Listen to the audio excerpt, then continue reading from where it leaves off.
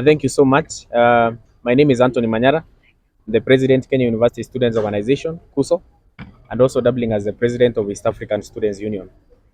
Uh, Before I begin, let me say I give my condolences on behalf of KUSO and also on behalf of myself to a comrade from the Quad who lost his life fighting for justice, fighting for progress, and fighting to ensure that this country becomes better. Denzel Omondi. Secondly, I would like to say that we welcome, as KUSO, we welcome the decision by the President of dismissing his entire cabinet. And we would like to say that as KUSO, we expect him to reconstitute a cabinet that gives hope, that inspires confidence, that can be able to be trusted by the people. When we are saying this, we are saying the faces that should be brought forward are new people. Our proposal is to the President. The cabinet must be constituted by equal number of youths and women and men. That means if we have 6 cabinet secretaries who are men, then we expect 6 as the youth who are under 35. And under 35, we expect that Gen Z is also should be represented in that cabinet, maybe with at least 2 CSs. Another issue that we have seen it wise to say is that in the education sector has been crippled for a long time, and our expectation is that the government must never bring on board a CS like CS Mashogu anymore. We want someone who can be able to handle education sector with some knowledge. Remember, I have been saying this for a long time, that 2 things. Number 1, you cannot pickpocket a naked man. Comrades, power. Number 2, you cannot cure diarrhea by stitching the anus. Comrades, power.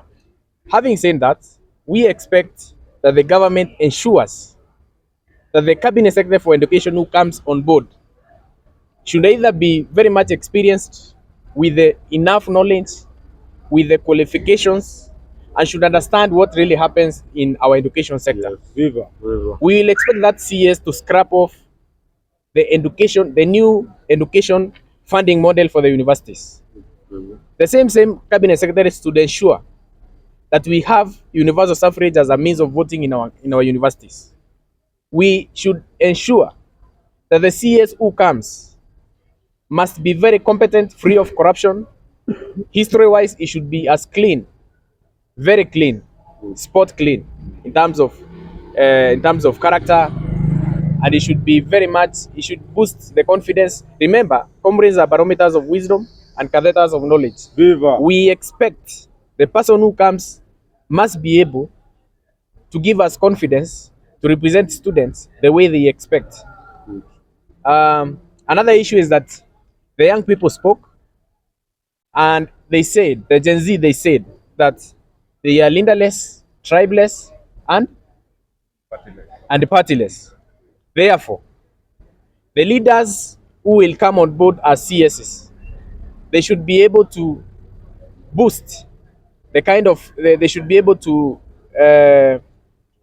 woo the trust of those young people by creating more job opportunities, by also reforming the National Youth Council, which has been very much inactive for a long time. Comrades, power. The National Youth Council should be able to be dissolved. The Parliament should compel the National Youth Council to conduct elections, and the people who should be at the helm, they should be very much competent.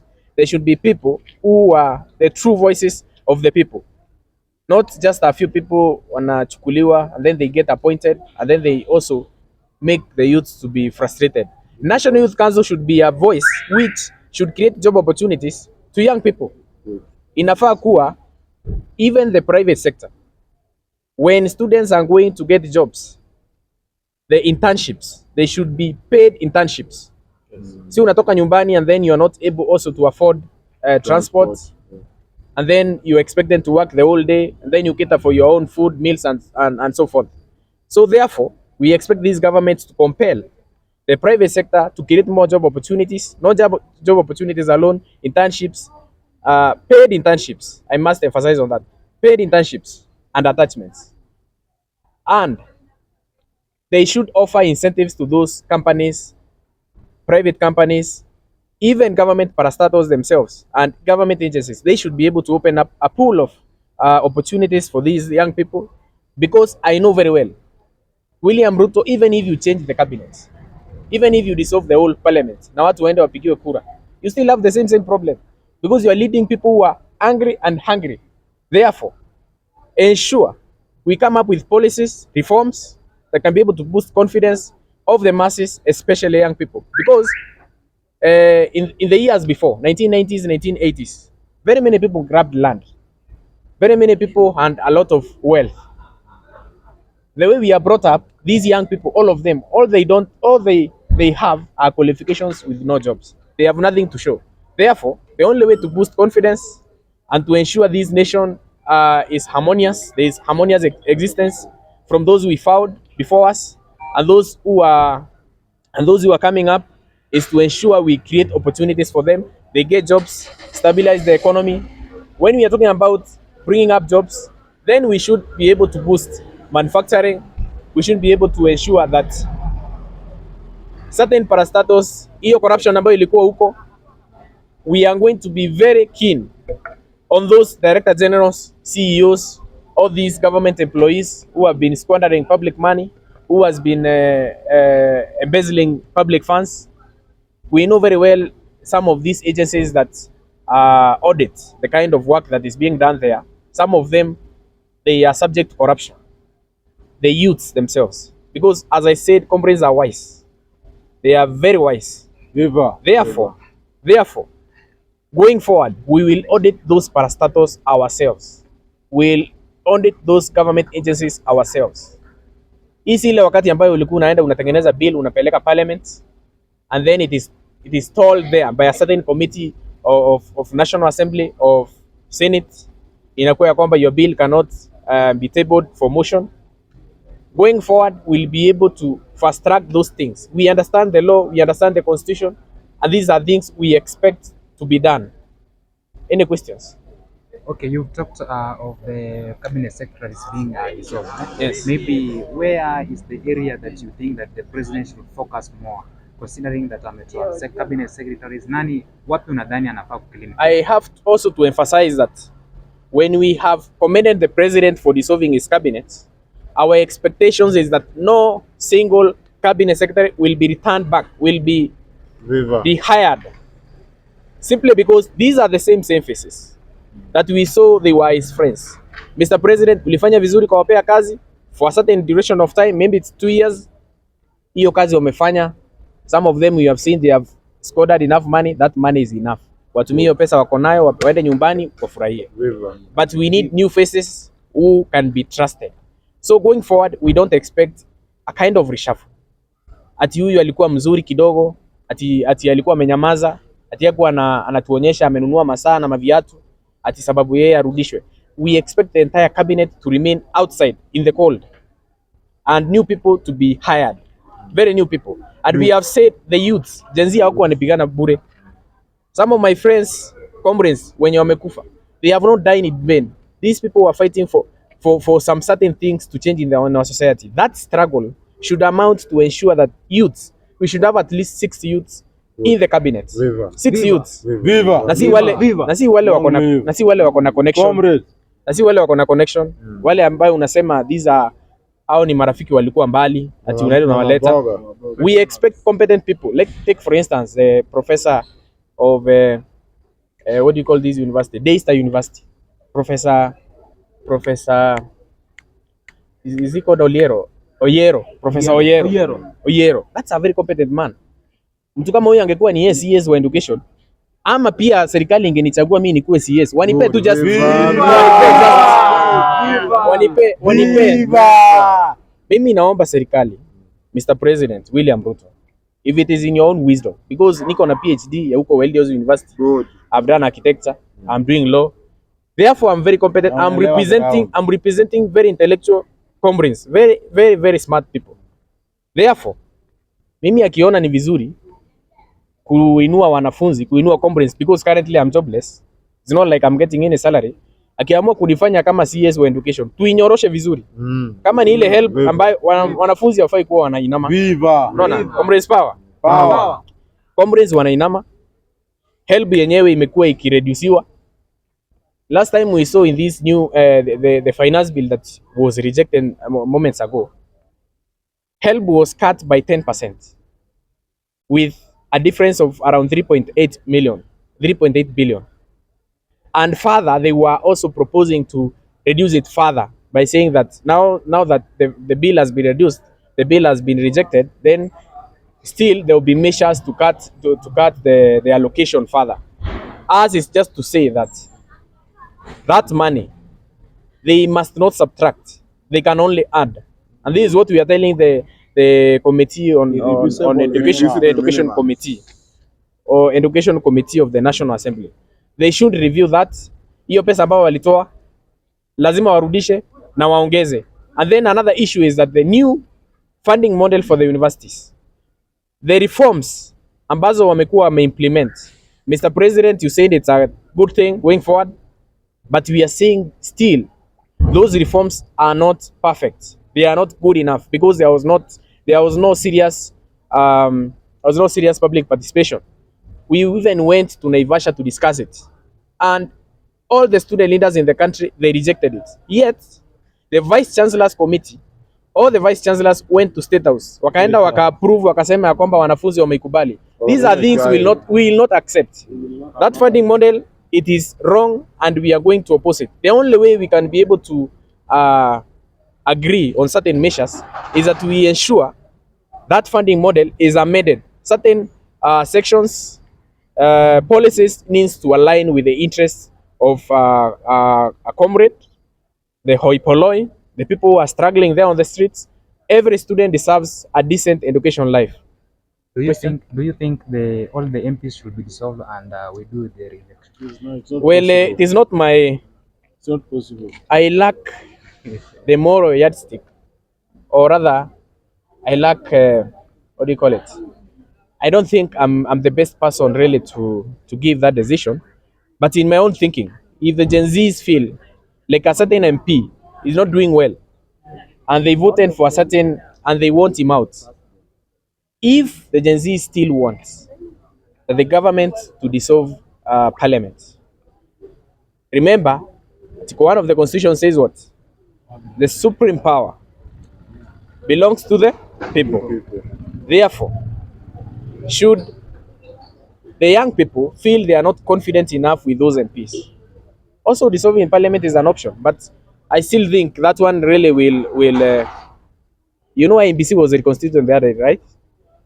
What I feel is that there will be a lot of money, there will be a lot of losses.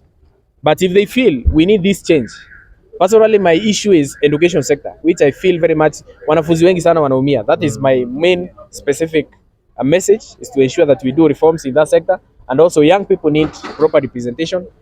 NYC iko na viongozi hapo who are doing nothing, so we want the whole overhaul kind of restructuring so that they can boost confidence in the public.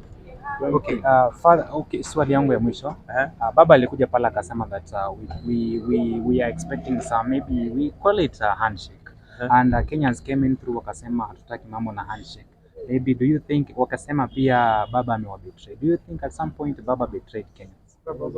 Baba is a tumbocrat. Well, in my own opinion, what I've seen in the past happening in this country, some things are necessary to ensure there is peace and stability, and we cannot overrule the kind of sacrifice Raila Odinga has done for this country. When I'm saying I'm the president for KUSO, I represent students who are both in opposition and who are supporting governments. Therefore, sometimes we take a neutral position. What I feel like is that there was this kind of conversations we had to ensure that there is harmonious coexistence between parties, to ensure, you remember, to gain power in Kenya, you need a political party, right? There's no shortcut about it. Even if we say as Gen Zs and as millennials, we want all these leaders and even Ruto to go, what really matters is that vote. What I can challenge my fellow youngsters in Kenya is that 2027, because it's approaching, And even if you push for reforms in parliament and you have these MPs ousted, the best thing you can do for yourself is you reject voter apathy, whereby you know it is your vote that counts. We have seen in Kenya, when you lack not to vote, then bad leaders come at play. Viva. Therefore, Wisdom. That's the truth. Wisdom. my advice to fellow young people is that we try as much as possible whenever these vote processes are happening. Hata mkisikia kuna public participation of any bill, please come out, participate. Si lazima hata uende mahali ambayo hiyo mambo inafanyika. Do even an email. All these grievances. Ukiona haijafika, kama wewe ni mwanafunzi wa university, let me just stick to my jurisdiction. If you're a student and you have given your views for public participation and they have not featured anywhere, reach out to us as KUSO, and then we'll be able to ask those people why have they not considered your views. So I feel like going forward, my brother, the country that we want is a country that is transparent, is a country that cares for all, the hoi polloi, people who are suffering. Remember, pale university, I've seen a lot of things. Students wanainama kila siku. Students are frying rats and hunting birds. It's very unfortunate. And this is making us really be in a position that we cannot fathom. So the best thing we can do is to see how take this opportunity that the president right now is ready for reforms. We change these kind of policies. We change to ensure that every student can be able to survive in the university. Does that mean that you supported handshake? I was in the struggle, if you remember very well. I even formed the movement for the defense of democracy. Ili kumevaa jeshi. Nimelala hapo Central mara mingi. Nilikuwa nimeshikwa na polisi because I was fighting to ensure that this nation listens to the grievances that were there from the opposition. But then with time, and many people can identify with me, with time I realized that those goals that we had were somehow diverting to personal gain, those kind of things. That is why I defected from all these parties. I even tendered my resignation as a youth leader in some of those parties, which I won't mention now. But very soon, my brother, we are coming up with our own ship, our own vehicle, Viva. a political Viva. party. Viva. Comrades, power! Power.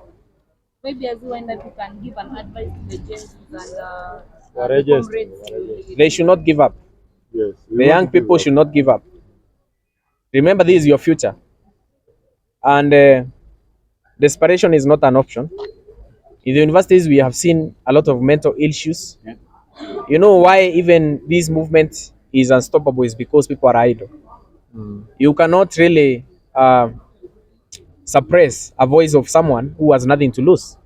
So in my opinion, the government must ensure they create spaces for these young people. Otherwise, it won't be business as usual. And we are shifting towards technological advancement, whereby it will be very difficult to track all the voices. It will be very difficult to influence these voices to sing your tune. Hawa ni watu ambao wamesoma, chenye hawana tu ni kazi. So I feel like going forward, these people with the knowledge that they have the right. This is enshrined in the Constitution. They have the right to fight for their spaces. They have the right to air their views, and constitutionally, they can be able to demonstrate. They can be able to protest, picket, and give their petitions before Parliament. But I want to insist on this.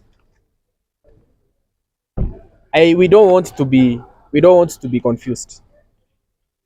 Maandamano ya my university ndio sasa iko this is the time that we are preparing for new demonstrations. These demonstrations are for reforms in the education sector. Good. When we are talking about reforms, we want to ensure help is either retained or increased. Number two, we want the new funding model reviewed, either scrapped or reviewed or dismissed. Number three, all the public institutions in the country, they should review their school fees. Education has become very, very, very expensive for students, and this is very unfortunate. Sometimes someone on the higher rank, on the top tier. They cannot really identify with the thorny issues in those students and their parents. Therefore, very soon, hata kuambiwa ati tunaandamana sasa hii sababu ya makabinet secretary washatolewa. But trust me you, students will be back on the streets demanding for what is theirs. Hauwezi funza mwanafunzi na bado analala njaa. Unamexpect aingie kwa class with an empty stomach. That one cannot be allowed. It cannot happen. You cannot allow. Hizi mazungumzo ambazo Mr. President amesema, which is very positive, we ensure those concerns to be addressed to the letter. When we talk about being addressed, we want comprehensive public participation. Na mimi nataka kukuwa very clear. Kama kuna consultations ambazo zitafanyika, isikuwe it's all about the leaders. Because some of these leaders, wengine wa university from this Duale bill, which actually we want also to repeal. Now right now the CS for defense, and the former, and Duale, si ashatoka. Kuna ile ilikuwa inaitwa Duale bill, the one that suppressed the voices of the students. Draconian Duale bill. We will be back actually as soon as on Monday. I will call you, the fourth estate, at the National Assembly. We're introducing a new motion, a new bill to overturn the draconian Duale bill. Viva. To ensure, Viva. Comrades power. Power. To ensure that students no longer vote through delegate system. It needs to be universal suffrage, whereby Viva. One, kama tunapiga kura hapa Kenya, tunapigia watu kura. Viva. Mtu mmoja anapiga kura yake moja, and that vote counts. Why is it different in our universities? It is very bad because we are producing very weak leaders who cannot push anything substantial for the benefit of their fellow students. Some of these student leaders are stooges, they are puppets, they are projects of the administration, and this is something we are fighting against, and we will not relent to ensure we overturn that Duale bill. Maybe the last one, Mr. President, you've seen our comrades being abducted, some end up being killed and thrown in the Very dark. sad. Maybe Very can you sad. address that issue?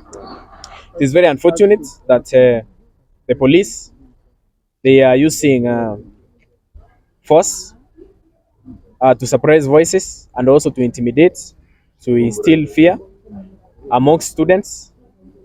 As a president for Kenya University Students Organization, I want to condemn those acts by all means possible, to say that it is very unfortunate that this government really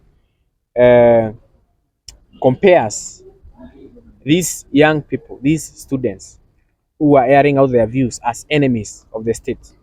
It is very unfortunate. I think there are better ways of, there is a way in which people can be able to listen to each other. The abductions are very unfortunate because we have seen what they are doing is demonic. It is very, let me say, ungodly, because have you seen what that student, they did that student of JKUAT, wakamrusha kwa pod. Very sad. Hata wakati ukitumia, hata ukienda supermarket utumie karatasi na umalizane nayo, si unakanga kwa dustbin. So surely ukienda kutupa kwa pod na ni binadamu, and you can't live forever. It is very unfortunate, and we will still follow up. I don't know why we should really have confidence with the same agencies that have been saying they're investigating all these issues, and they cannot. They are still being manipulated by government. These are issues that we want to tell the government. We want questions answered. Wale wote wamekuwa abducted, there should be some kind of accountability. Right now, you have seen even the CES that was there before. There is that kind of overhaul. Hiyo dismissal, it is a good sign, because we want the leaders will come in place. They should be able to do thorough investigations. We get to know the real faces of those people who orchestrated, who actually maimed, who abducted, who used force against students. These are the people we are coming for. Thank you.